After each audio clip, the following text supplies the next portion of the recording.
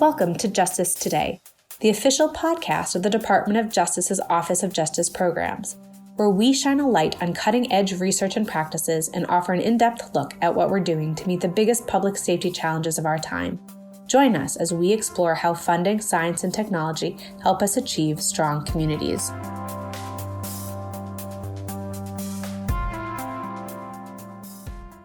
Hi, everyone. It's Stacy Reynolds, a communications assistant for NIJ. This is the second half of my conversation with NIJ social and behavioral scientist Tina Crossland about NIJ's tribal justice research. Be sure to check out part 1 if you haven't already. We ended last episode talking about tribal jurisdictions, and I wanted to shift and ask you about the National Baseline Study. Can you talk a little about this project and what it is? So the baseline study, or what we call the NBS, is actually the flagship of the Violence Against Indian Women program. And the purpose behind that is we really need to get a national estimate looking at the rates of victimization experienced by Native women. We're interested in the gaps in both health and legal services that they receive and outcomes. And we also want to go back and look at the criminal jurisdiction that we've just been talking about and how that impacts what happens when these things happen to Native women. So the key goals of the baseline study is, once again, we'll provide a national victimization rate of violence committed against these Native women who are actually living in tribal communities across the United States, so that we can understand the problem and actually understand specifically the service needs. And we also want to educate and inform policymakers and the public about the public health, wellness, and safety issues affecting these Native women. NIJ developed a sampling plan that will occur in geographically dispersed tribal communities across the United States. It will include states in the lower 48 and Alaska. And the randomization process of the study sampling plan for each phase ensures all federally recognized landholding tribal nations and tribal households within those nations will have an equal chance of being selected. In addition to being in selected land-based tribes, all adult American Indian and Alaska Native women who reside in a tribal nation household will be recruited to participate in the study.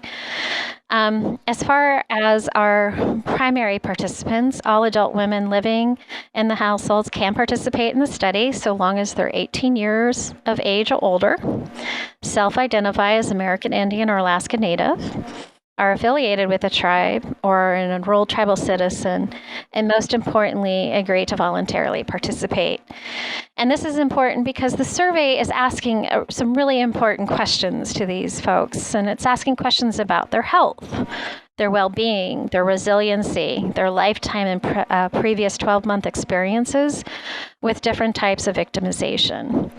We're asking also about the perpetrator, to include race and ethnicity, where the incident took place as far as whether it was on or off tribal lands, and was the incident reported to law enforcement, and if the event was not reported, why was it not reported? These questions were all added based on the previous studies we funded because we need to know the answers to these questions, specifically around criminal jurisdiction. The survey also asked participants about the impact of their victimization and service needs. And probably most importantly, we also asked them about how they've adapted to trauma and the threats and other significant stressors in their lives. So collectively, these answers to these particular questions, we hope, will inform our prevention and intervention efforts moving forward, and specifically help the department in our efforts to reduce violence against American Indian and Alaska Native women as well. That sounds like an important study. Is the COVID-19 pandemic hindering outreach or research efforts? So the global pandemic has resulted in several challenges. In general, pretty much most social and behavioral science studies were put on hold, postponed, or delayed into 2020 due to the COVID-19, with many of the studies just now, right now, being cleared to proceed. In addition, the subsequent federal, state, and tribal government closures and travel bans that were enacted over these past 18 plus months has also limited what activities we could actually be performed during this time. So unfortunately, timing wise, the team of researchers that are working on the baseline study had planned a robust schedule of site recruitment in various locations beginning May of 2020. And of course, as we all know, that's the time when many of us were at home and not allowed to move around. So postponement of those activities actually went into effect then. However, the research team has been tracking COVID-related tribal closures during this entire time, and we've been doing that by checking in to find out when tribes have reopened.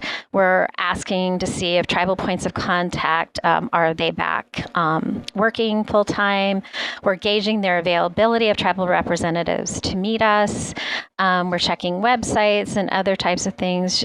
As I mentioned earlier, we're really committed to an ethical and engaged effort. And specifically, the federal Indian Trust Doctrine clarifies we as the federal government have to have responsibility to ensure the well-being of tribes and their citizens.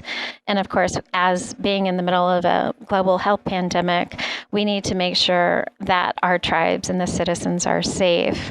So recognizing, specifically that COVID-19 has had a particularly devastating impact on tribal communities and we've been doing a lot of consulting with tribal leaders and stakeholders to get their input on and advice on how best to move forward with the study.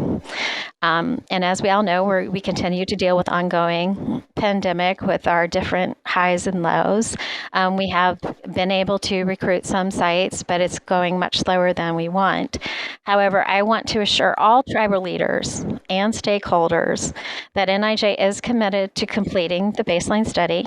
We understand the importance and the urgency and the need for this information, and that we will get it done, but we want to do it when it can be safe for everyone to proceed.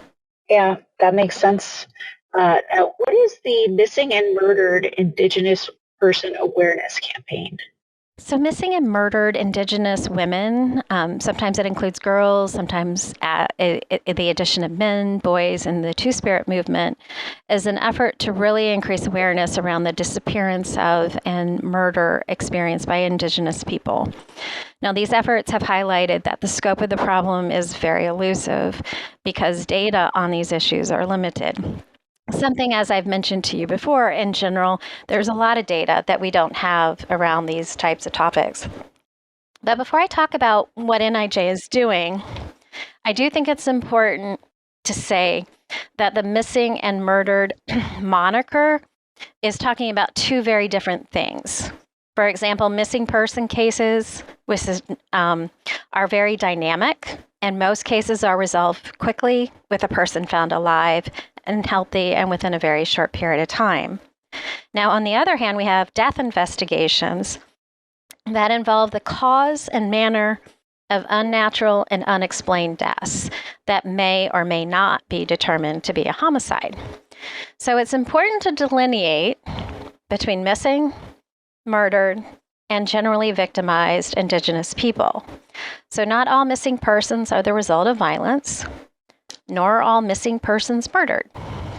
Similarly, Indigenous people, specifically women, face high rates of intimate partner homicide, not necessarily resulting from a missing person event.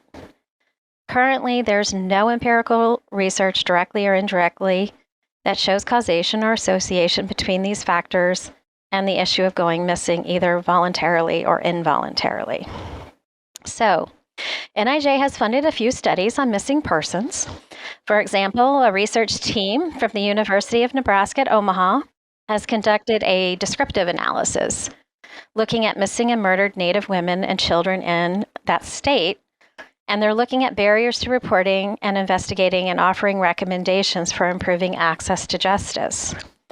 The project has received a lot of attention. It's been given a lot of praise, and there has been a lot of discussion about duplicating the work in other states. So we're very excited about that. The other project that I want to talk about is actually a project that was funded by our partners from the Office on Violence Against Women.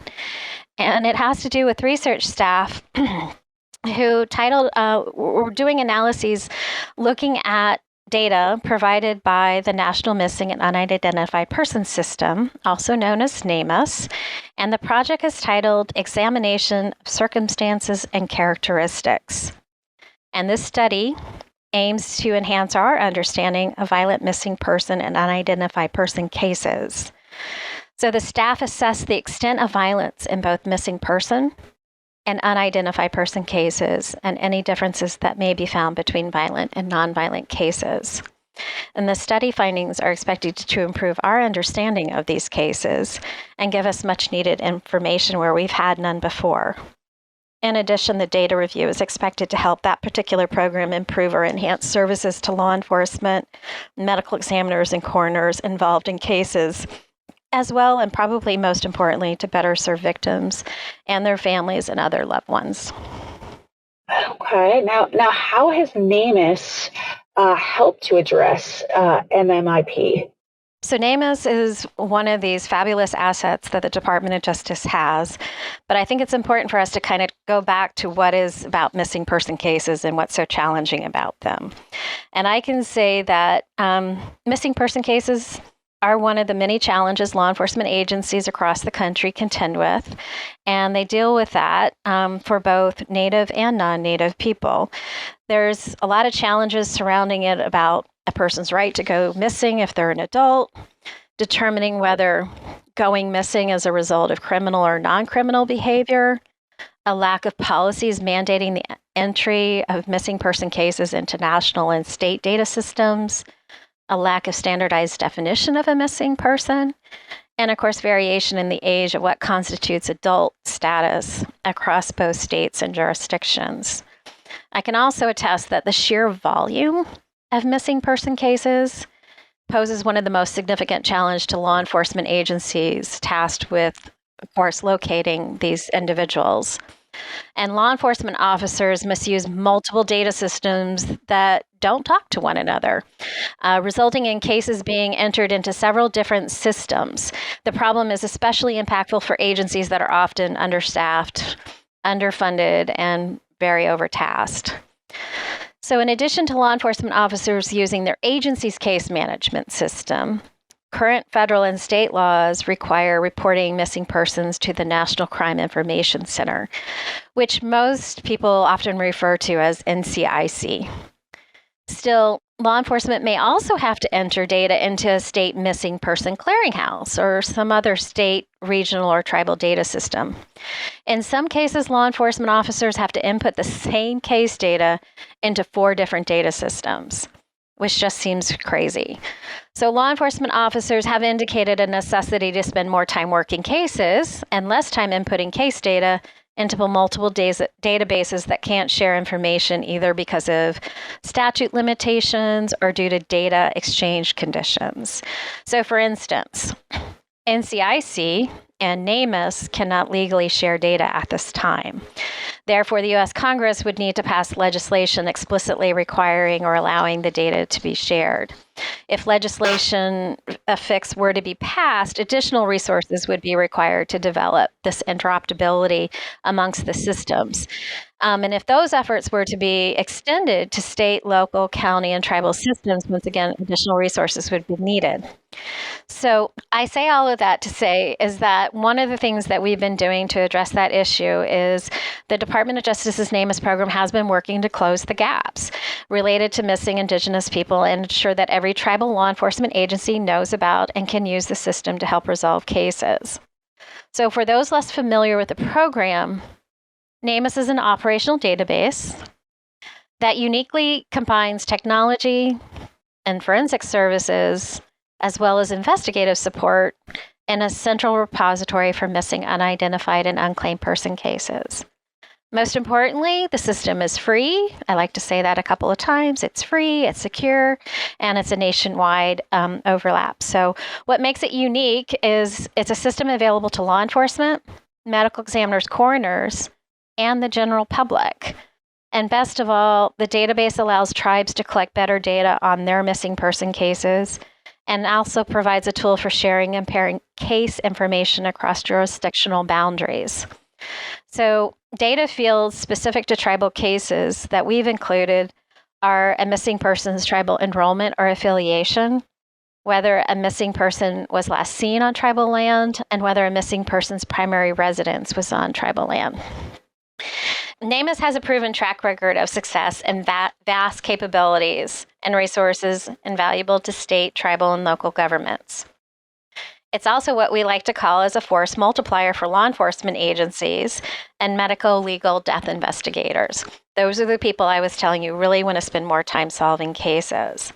So NamUs allows for greater cooperation and coordination between these government agencies and public health and safety organizations that can help build and sustain these relationships and community partnerships, while also proactively providing solutions for investigating and resolving missing person cases. And what I like to say is probably the most important component for me is that the program allows family members to become an active participant in the search for their loved ones, while also providing much needed services where few formal support services have previously been provided. So it's an essential tool for states, local, tribal governments, but it's also an important tool for the federal government in addressing responses to missing Indigenous people. So specifically, the program has been helping us identify barriers to reporting and investigating missing person cases and finding viable and practical solutions to include assisting with developing new protocols and procedures to apply to these cases of missing person cases. So, Stacy, I just think it's best to come back to what NIJ's mission is. We've been frequently referred to as the research, development, and evaluation arm of the Department of Justice. However, many also refer to us as knowledge brokers who facilitate these exchange of information between justice systems and everything that's impacting it. So the particular program that we're here highlighting today, the Tribal Crime Justice and Safety Research Efforts, are bridging the gap between different worlds and building connections and solutions to very nuanced and complex problems. If anybody wants to learn anything more about this program and the different projects that I've discussed, I really encourage them to go to NIJ's website, and you will definitely find more information about the different projects that we've talked about. Tina, thank you so much for joining us today. We appreciate your expertise on tribal crime, safety, and justice. And thank you to our listeners. Please stay tuned for additional episodes. To learn more about today's topic or about NIJ, visit the links in the episode description and join us for new episodes every month. Opinions or points of view expressed in this episode represent a consensus of the authors and do not necessarily represent the official position or policies of the U.S. Department of Justice. Any products and manufacturers discussed in this episode are presented for informational purposes only and do not constitute product approval or endorsement by the U.S. Department of Justice.